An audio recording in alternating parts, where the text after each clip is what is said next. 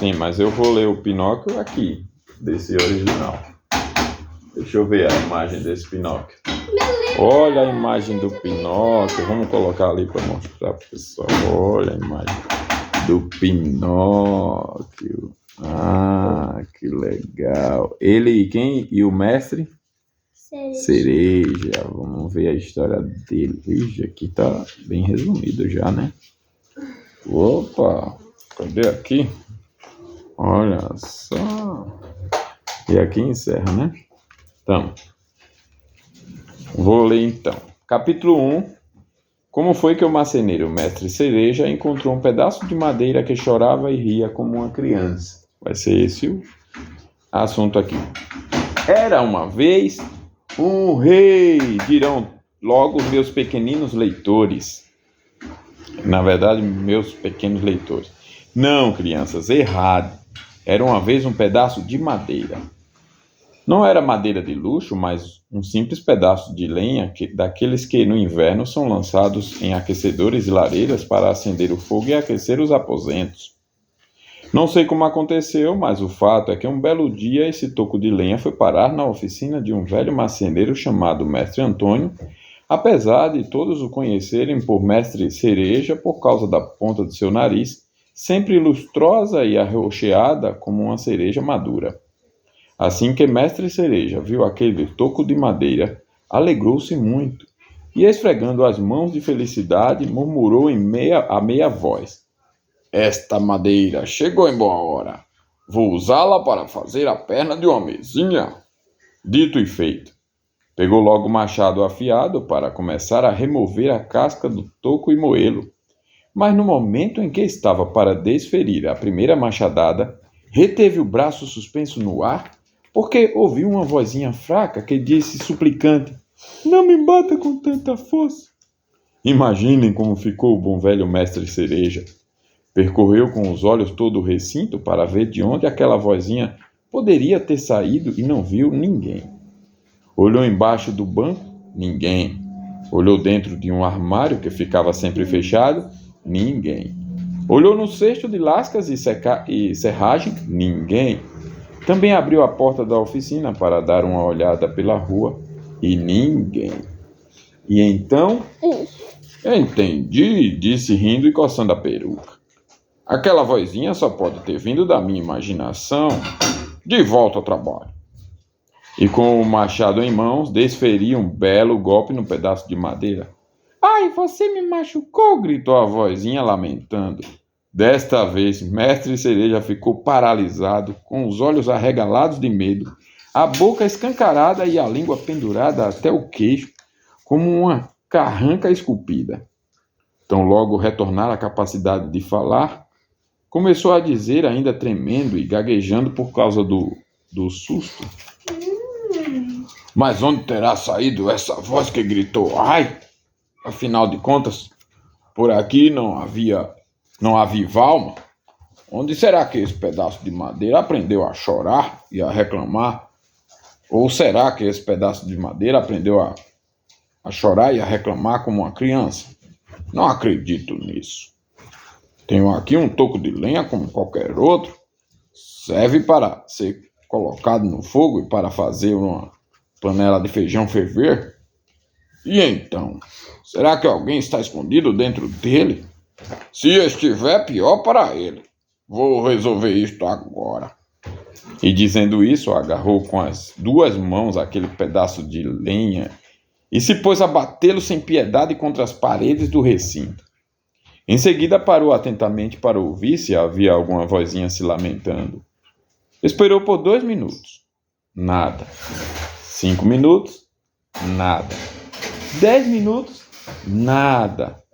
Entendi, disse então, esforçando-se para rir enquanto coçava a peruca. Vê-se que aquela vozinha que gritou ai não passava de imaginação minha. De volta ao trabalho. E como sentisse muito medo, começou a cantarolar para recobrar um pouco de coragem. Enfim, tendo colocado o machado de lado, pegou uma plaina para retificar e polir o pedaço de madeira. Mas, ao alisá-lo de cima a baixo, ouviu a mesma vozinha que rindo disse Pare, está fazendo cócegas em meu corpo. Desta vez o pobre mestre Cereja caiu duro. Quando recobrou a consciência, percebeu que estava sentado no chão. Sua feição parecia transfigurada e até a ponta do nariz, quase sempre arroxeada, tinha ficado azul de tanto medo. Vamos ver o capítulo 5? Ou, capítulo 5, capítulo 2? 2? Você não leu 2. Não leu 2, não. O capítulo 2 é que o mestre Cereja dá o pedaço de madeira a seu amigo Gepeto, que usa para fazer um boneco maravilhoso que saiba dançar, lutar, esgrima e dar saltos mortais. Vai falar sobre isso, quer ver? Será que ele vai aprender a lutar? Vai mostrar a imagem? Vamos ver se tem imagem. Vai ter uma imagem aqui de alguém. Quem será? Naquele momento bateram à porta. Entre, por favor, disse o marceneiro sem forças para se levantar. Então entrou na oficina um velhinho muito vivaz, que tinha por nome Gepeto. Os jovens da vizinhança, por sua vez, quando queriam deixá-lo furioso, o chamavam pelo apelido de Polentinha, graças à sua peruca amarela, que se parecia muito com angu de milho. Gepeto era muito ranzinza. Ai de quem o chamasse de Polentinha, virava logo uma fera e não havia quem o segurasse. Bom dia, mestre Antônio, disse Gepeto. Que faz aí desse jeito no chão? Estou ensinando tabuada para as formiguinhas. Boa sorte. A que devo a honra da visita, compadre Gepeto? Minhas pernas. Sabe, mestre Antônio, vim pedir-lhe um favor. Aqui estou, às ordens, replicou o marceneiro ajoelhando-se. Esta manhã me ocorreu uma ideia. Sou todo ouvidos. Pensei em fabricar um boneco de madeira, mas um maravilhoso, que saiba dançar, lutar esgrima e dar saltos mortais.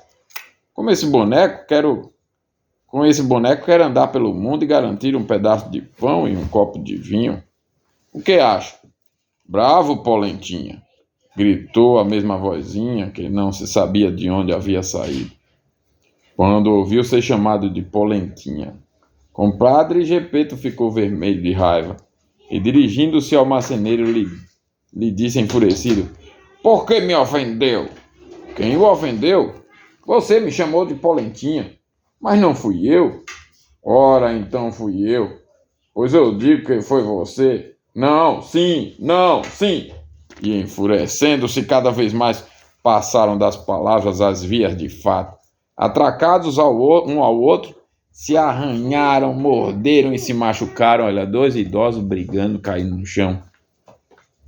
Terminado o combate, encontrava-se mestre Antônio com a peruca amarela de Gepeto em mãos e Gepeto com a peruca grisalha do marceneiro na boca. Olha, um mordeu a cabeça do outro.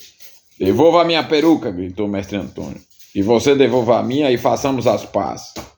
Os dois velhinhos, cada qual com as respectivas perucas, apertaram as mãos e juraram permanecer bons amigos para o resto da vida. Então, compadre Gepeto, disse o marceneiro em sinal de paz, o que quer de mim? Gostaria de um pouco de madeira para fabricar meu boneco. Você me dá? Mestre Antônio, todo contente, foi logo pegar debaixo do banco aquele pedaço de madeira que lhe causara tanto medo. Mas quando ia entregá-lo ao amigo, o pedaço de toco deu uma bela sacudida, escapou violentamente de suas mãos e bateu com força nas finas canelas do pobre Gepeto. Ai! É dessa forma que você me presenteia? Quase me deixou manco. Juro que não fui eu. Então fui eu. A culpa é dessa madeira. Eu sei que é da madeira, mas foi você quem bateu com ela nas minhas pernas. Não bati, mentiroso. Gepeto, não me ofenda, senão eu chamo você de Polentinha. Arno, Polentinha, jumento, Polentinha, macaco feio, Polentinha. Ao ser chamado de Polentinha pela terceira vez, Gepeto perdeu a razão, lançou-se sobre o marceneiro e continuaram a se atracar. Fim da contenda, mestre Antônio tinha 2 arranhões a mais no nariz e Gepeto 2 botões a menos no colete. Kitties, após o confronto, deram um aperto de mãos e juraram permanecer bons amigos por toda a vida. Olha só, dois velhos brigando. Capítulo 3. Quer ver o capítulo 3? Gepeto, de volta à sua casa, começa a fazer o boneco e lhe dá o nome de Pinóquio. Primeiras travessuras de Pinóquio. Quer ver? Tá, deixa eu Oi. Rapaz, fica em pé direito, filho. Sim. Quer ver? Vamos lá. Gepeto, de volta à sua casa, começa a fazer o boneco e lhe dá o nome de Pinóquio. Primeiras travessuras do boneco. Isso mesmo. Vamos ver? Vamos? A casa de Gepeto era uma saleta térrea que recebia luz do chão de uma escada. A mobília não poderia ser mais simples. Uma cadeira ruim, uma cama desconfortável e uma mesinha velha. Na parede do fundo via-se uma lareira com o fogo aceso. Mas o fogo era pintado e a seu lado havia o desenho de uma panela que fervia alegremente e expelia uma nuvem de fumaça que parecia real. Assim que entrou em casa, Gepeto pegou logo as ferramentas e se pôs a entalhar e a fabricar seu boneco. Que nome lhe darei? Disse só para si. Quero chamá-lo de Pinóquio. Este nome lhe dará sorte. Conheci uma família inteira de Pinóquios. O Pinóquio pai, a Pinóquia mãe e os Pinóquios filhos. E todos viviam bem. O mais rico deles pedia esmolas. Coitado. Todos viviam bem e o mais rico pedia esmola. Assim que achou um nome para seu boneco, começou a trabalhar com afinco. Esculpiu-lhe imediatamente os cabelos, depois o rosto e por fim os olhos. Quando terminou os olhos, olha, a madeira nem gritou na hora que ele estava. Olha aí como ele estava fazendo aí. Ela estava parecendo gente, ser humano, tá vendo? Quando terminou os olhos, imaginem seu maravilhamento ao perceber que se moviam e que olhavam fixamente para ele. Observado por aqueles dois olhos de madeira, Gepeto ressentiu-se e disse ofendido: Por que estão me encarando, olhões de madeira? Ninguém respondeu. Então, depois dos olhos, fez o nariz. E o nariz, assim como que foi esculpido, começou a crescer. E cresceu. Em poucos minutos, virou um narigão sem fim. O pobre Gepeto se cansou de tentar debastá-lo. Quanto mais o entalhava e o encurtava, mais longo aquele nariz impertinente ficava. Depois do nariz, fez a boca. A boca ainda nem estava terminada quando de repente começou a rir e a zombar. Pare de rir, disse Gepeto ressentido. Mas foi como falar com as paredes. Repito, pare de rir, gritou em tom ameaçador. A boca parou de rir, mas pôs a língua toda para fora. Olha só. Para não se irritar, Gepeto fingiu não ter percebido e continuou a trabalhar. Depois da boca fez o queixo, e o pescoço, os ombros, a barriga, os braços e as mãos. Tão logo terminou as mãos, Gepeto sentiu sua peruca ser tirada da cabeça.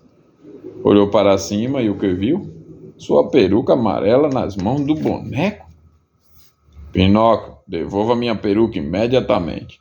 Ele não se assustou, né, com o Pinóquio já, o boneco falando, né, a madeira lá. Em vez de devolver a peruca, Pinóquio a colocou sobre sua cabeça e sentiu-se um tanto sufocado. Por causa desse comportamento insolente e zombeteiro, Gepeto ficou triste e melancólico como nunca antes em sua vida. Dirigindo-se a Pinóquio, disse: Que filho traquinas! Nem acabei de esculpi-lo e já começou a faltar com respeito a seu pai? Que menino mau! E enxugou uma lágrima. Faltava ainda fazer as pernas e os pés. Quando Gepeto terminou de fazer os pés, levou um chute na ponta do nariz. Pode chutar o pai? Eu mereço, disse para si. Deveria ter pensado nisso antes. Agora é tarde. Então segurou o boneco por baixo dos braços e o colocou no chão, no piso da sala, para fazê-lo caminhar. Pinóquio tinha as pernas rijas e não sabia se movimentar. e Gepeto o conduzia pela mão para ensinar a dar um passo após o outro. Assim que as pernas se esticaram, Pinóquio começou a caminhar por conta própria e a correr pela sala, até que, atravessando a porta de casa, saiu em direção à rua e sebo nas canelas. O pobre Gepeto correu atrás do boneco sem poder alcançá-lo, porque o malandro do Pinóquio saltitava como uma lebre e, batendo os pés de madeira sobre a rua, fazia um barulho como de 20 pares de tamancos de camponeses. Peguem-no, peguem-no! Gritava Gepeto, mas as pessoas que estavam na rua, vendo o boneco de madeira a correr como um corcel, ficavam maravilhadas e riam, tão inimaginável era a cena. Finalmente, por sorte, um guarda ouviu todo aquele alvoroço e, acreditando se tratar de um potro que houvesse acertado o próprio dono, corajosamente parou de pernas abertas no meio da rua, decidido a impedir que o caso trouxesse maiores desgraças. Mas Pinóquio, quando avistou de longe o guarda, que bloqueava toda a rua, tentou se esquivar dele passando por entre suas pernas, mas não conseguiu. Praticamente sem se mexer, o guarda pegou-lhe delicadamente pelo nariz, era um narigão desproporcional que parecia feito justamente para ser agarrado por guardas, e o entregou a Gepeto, o qual, a título de correção, quis dar um bom puxão de orelha. Mas imaginem como ficou quando não encontrou nenhuma orelha. Sabem por quê? Porque na ânsia de esculpir o boneco, se esqueceu de fazê-las. Então o agarrou pelo pescoço e, enquanto o reconduzia, disse-lhe, balançando a cabeça em tom ameaçador: Vamos já para casa. Quando chegarmos, não tenha dúvida de que acertaremos as contas. Com essa ameaça, Pinóquio se lançou ao chão e não quis mais andar. Enquanto isso, curiosos e desocupados começavam a se aglomerar em volta dele. Alguns diziam uma coisa, outros diziam outra. Pobre boneco, diziam alguns. Tem razão de não querer voltar para casa. Sabe-se lá a surra que lhe daria aquele durão do Gepeto.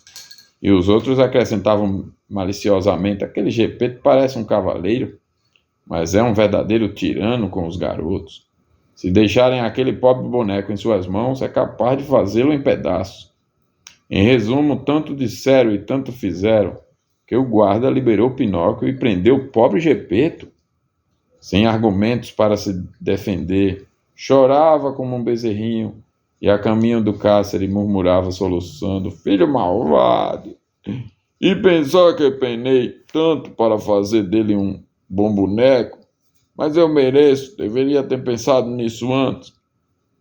O que aconteceu depois é uma história tão estranha que é quase inacreditável, e a contarei nos próximos capítulos. Tá bom? A madeira. Agora é página da madeira, né? Agora é o capítulo 4. Qual é a história do capítulo 4? A história de Pinóquio como o grilo falante, pela qual se vê que os meninos mal se irritam ao serem